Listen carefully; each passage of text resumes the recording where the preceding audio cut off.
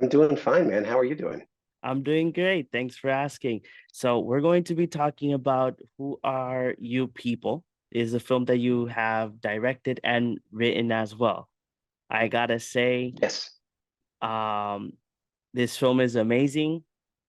It took it to heart. And one of the things that I mentioned is that all the characters feel real. And we're gonna get to talk about those things as well. But the main thing that I want to ask you first is because with one of the cast members, they said that you took this project very, it was like they felt it was like your passion project. So I wanted to know what inspired you to write and make Who Are You People? Well, that's a great question, and I'm not sure which actor said that, but it's definitely true. This has been a long time passion project. Um, I originally had the idea a really long time ago, like decades ago, really, and I wrote down the whole story in this one like sort of burst of inspiration when I was out walking. I sort of was at a coffee shop in New York, and I sat down and I kind of like wrote it out. And it's not the same story that exists as the film today, but it's not so far different either. And then I was like, I don't know what to do with this. I don't know where this came from. I don't know where all that came from. I'm going to put it aside. And then a little while later, I started looking at it again, and I was like, I think what I like about this uh, weird idea that popped into my brain is that it deals with that part of growing up when you're about 16 years old, like the character Alex in this movie, and you realize that your parents aren't just these beings who know everything, who exist to serve you and parent you. They're complex people with their own stuff. Now, I should say that my own biography has absolutely nothing to do with the characters. I mean, we have no backstory in common, and my parents are nothing like the characters in this movie. But I did think that that was a very interesting and universal feeling. And then I kind of married that feeling to this story that had kind of emerged out of nowhere. And that became the first draft of Who Are You People, which was written, like I said, quite a while ago. But as I grew as a writer and went on to other projects, I kind of felt like this was the project I carried around with me, hoping to get it made, feeling like it kind of evolved with me. So if I look back at the original script versus what we filmed, it's the same shape, the same like spine, same voice, but all the scenes are a little different. There's nothing that's quite the same as it was when I first wrote it. But uh, I did think, but it was a passion project because I felt like it was hitting on something that felt kind of true to me. And when you're a writer, you know, you hope that what you write feels true. And sometimes it does, and sometimes it doesn't. I mean, I've written many things since that didn't work as well for me and didn't stick with me in the same way that this project did. But I knew I never wanted to let it go without it being realized. So I'm just grateful that it has been, and with these wonderful collaborators too. Yeah, the cast member was Peter. Peter was the one that Uh-huh.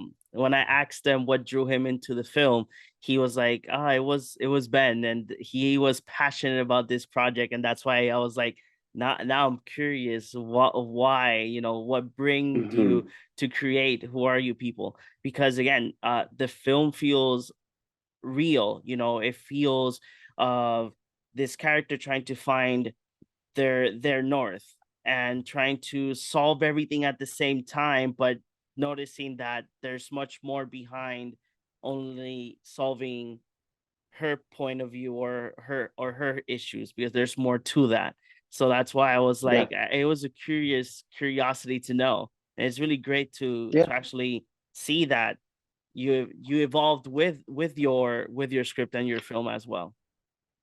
Yeah, I mean, I think sometimes I talked to a friend of mine who's a singer, and he got his break when he was very young, and he's now my age, and he sometimes still sings the same songs he sang when he was 21 years old, because fans know them. And I said, "Do you ever feel strange?"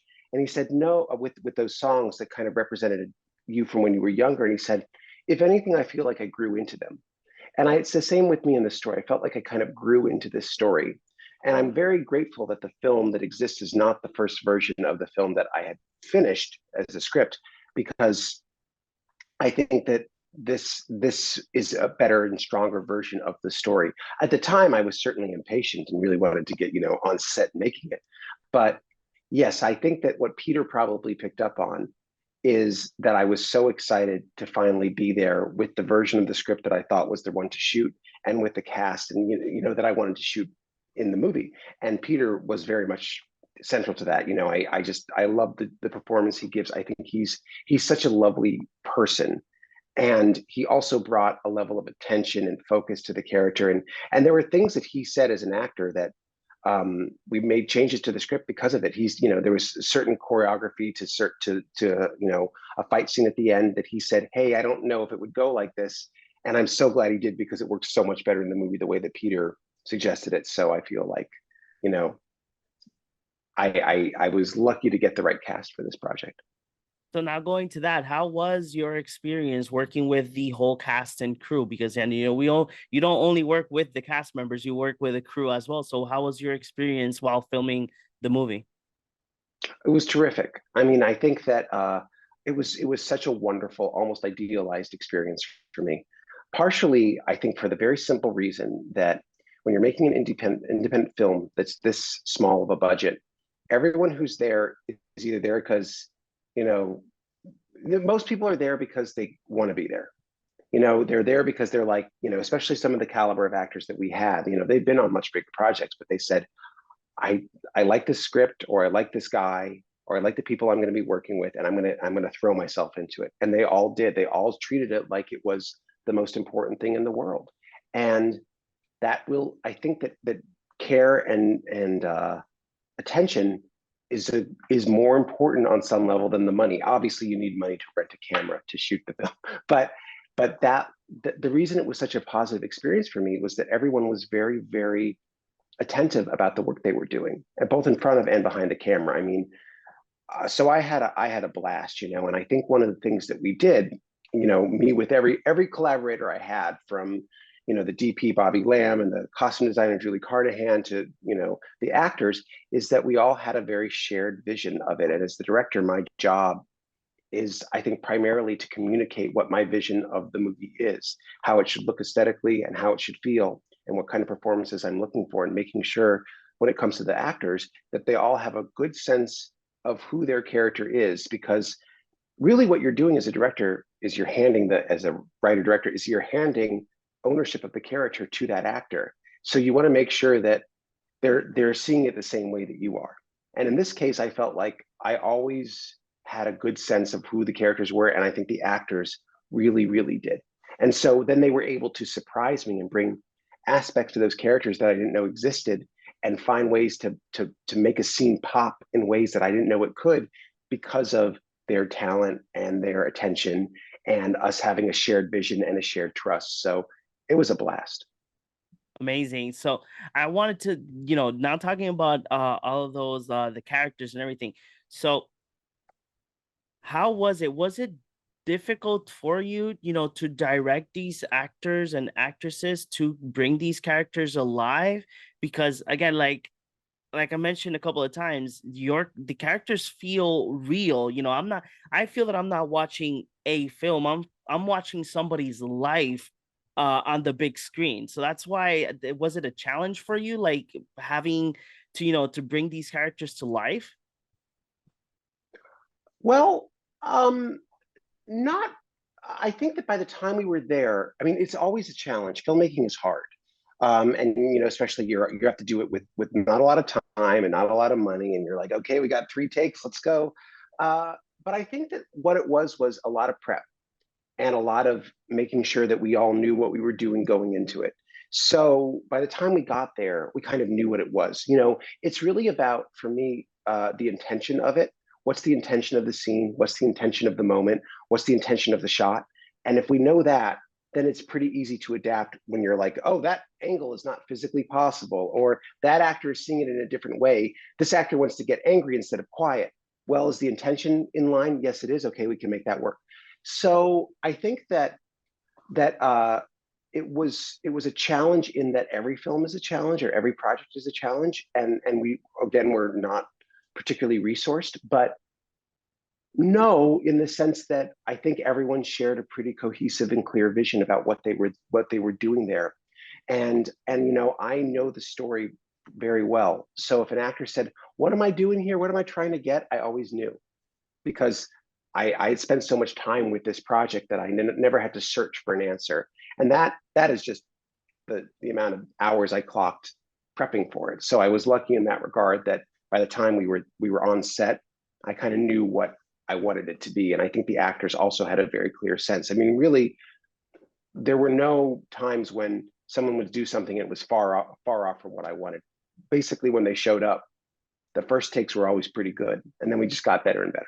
So Okay, that's amazing. So now, is there a moment in the film that when you filmed it or when you saw it in the full picture, is there a moment that like you keep to heart, um, due to an experience you had while filming that scene, or just because it's a scene that you wanted to see brought to life?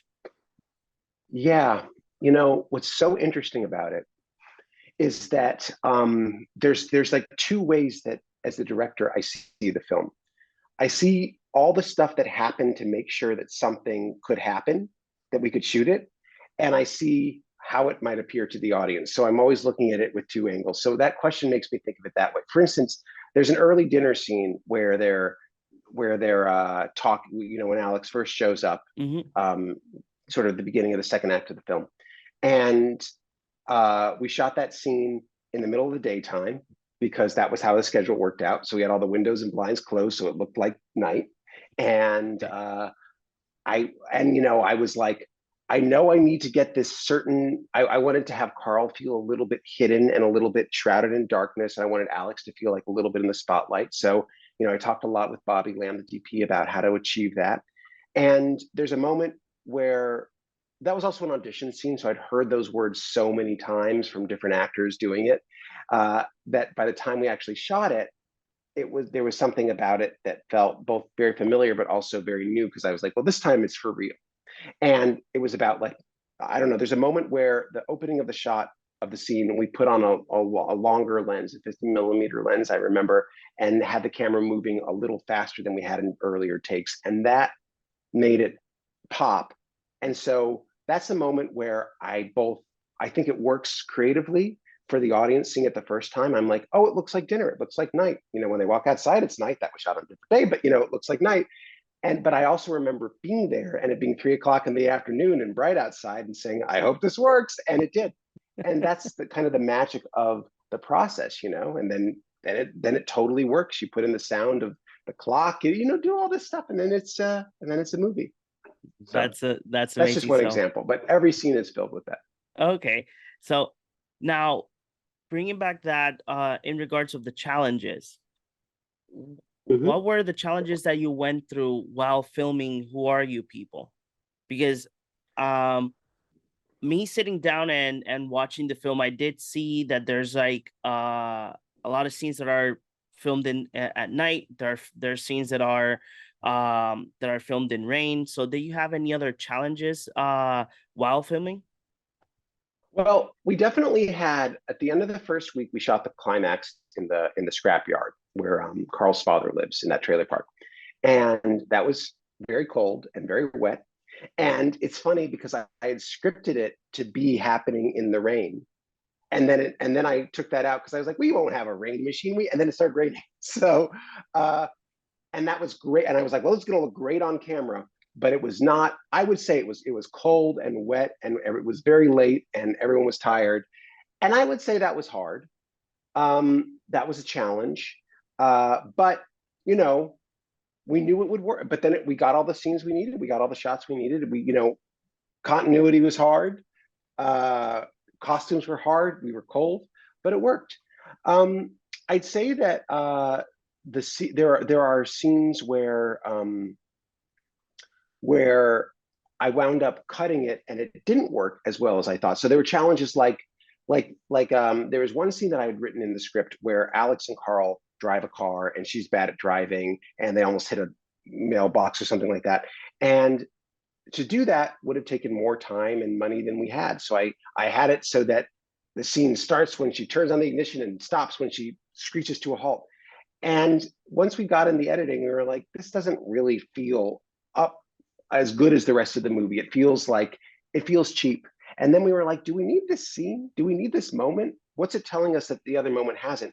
And then suddenly the movie that was running a little bit fat in the middle became tighter, and we lost a few minutes. And, the actors are great in the scene. I mean, they're great deleted scenes, but those were some of the times where the challenges were kind of telling us something that wound up being very useful later in editorial, where we were like, well, it's better to lose this scene, and now the movie moves at a faster pace.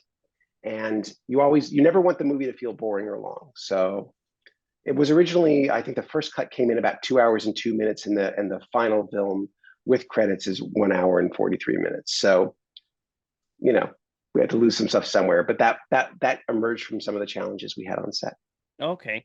So letting it be that the film was going to be a little longer, so would have we seen more of Carl's and Alyssa Milano's characters on their background story? Because that that Um, moving towards the reveal, not like to go in mhm. detail, but moving towards to the reveal, were there any scenes recorded for that, like a flashback from their past?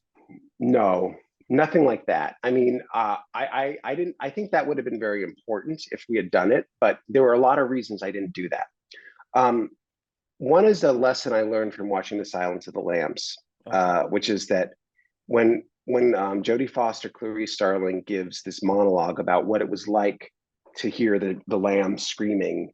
You remember there's this famous speech where she gives it in that movie. Yeah. You never actually flash back to it. They were going to film it, and then they didn't. They were like, she's so good at telling that story that we're better off not seeing it. When Devon Sawa tells the story of how he met, about the night that everything went down with him Hmm. and Judith, I feel like he's so in the moment that I'm picturing it, and the camera is really just slowly pushing it on his face. I felt like that was a kind of Silence of the Lambs type of choice to not do that. Plus, on a practical level, getting Alyssa and Devin to look 17, 18 years younger would have been tough. It would have been hard, another location, and we didn't have that. So it was a very early choice I made in the scripting. The scenes that we cut were scenes that were more like, the term is shoe leather in TV, meaning the shoe that a detective goes from place to place as he's solving a crime that isn't all that interesting. So there was a scene where Carl came home from work and said, "Hey, where's Alex?" And Sarah said, "Oh, I thought she was with you." And then we realized later that we could actually have that scene happen in a line of ADR. Or there was a scene where another scene with Arthur that Reed Miller is great in, but it kind of slowed down the pace of the movie. So we came up with a line of ADR to explain how Alex knew where his house was. So it was, you always want to make the movie feel tight. And I think that I was not intending for it to be over 2 hours. The first cut just came in at 2 hours, the first assembly rather. And then as we went through it, it was also pulling out little bits of scenes that were redundant or taking too long, taking out air, taking out, and then we got it down to a very tight 143, which I also feel doesn't rush either. So that we didn't cut out anything that was essential. We cut out stuff that probably if I had known what I would have cut out of the script too. But Okay. nothing essential, nothing that would have gotten more into the backstories. Okay. That's amazing. So Ben, Mm-hmm. now that you have now that Who Are You People will be coming to select theaters on February 24th, Mm-hmm. and as well to VOD. To everybody that's going to Mm-hmm. start watch this interview as well, you can pre-order it in iTunes. So Ben, do you have any other upcoming projects that you're working on that you can give us a little details about? Well, I have some stuff that is sort of happening concurrently. I just finished. Oh, I didn't finish. I have 2 seasons of a show I created on Crackle, which is you can watch for free on Crackle, called In the Vault. It's a murder mystery that takes place in a college. So it's definitely a slightly different genre than Who Are You People. It's more of a thriller, suspense, murder mystery. It's sexy, younger college students kind of thing. It's a lot of fun, terrific cast, a lot of great performances in there. Um, we have 2 seasons of that, and then I just finished working on a TV show as the that's going to be an based on IP that comes out in a few, not quite coming out yet. And then I have a bunch of other things that I'm writing, or one that's done, one that's not done, something I'm trying to sell, something I'm waiting to find out if an actor comes on, things like that. Nothing I can totally talk about yet, but I can talk about it in the vault, which I finished before Who Are You People, but I'm still very proud of, and that is available to watch right now. Okay, that's amazing. So, Ben, I really want to thank you for giving us the time to speak about Who Are You People. I gotta say once again, I really do love the film. It was magnificent. I gotta say, Oh, thank you, the first John. thing that Thank you. happened, just to give you a little details, I finished watching the movie, and not the next day, like a few hours later, my wife comes into my office and she sees that I'm still tearing down. She's like, are you okay? I'm like, this movie, like, I love it in so many great ways, because I gotta say, it's a movie that shows you how to, I said that it's a guide for finding yourself, and a guide for understanding much more what meets the eye. And the movie's amazing. I gotta say, really, Ben, I I love loved that. it. Thank you. Well, So that means a lot to hear. I really appreciate that. I'm glad that the film, the best thing that can happen when you're trying to make something is that someone's picking up what you're putting down. So I really appreciate that, John. Thank you. no problem, And Ben. And yeah, that's great. I hope that we get to sit down again and talk about another film or another project of yours, and have a Me lot of fun too. with it. Thank you very much That would be great, man. for Thank you. giving us your time.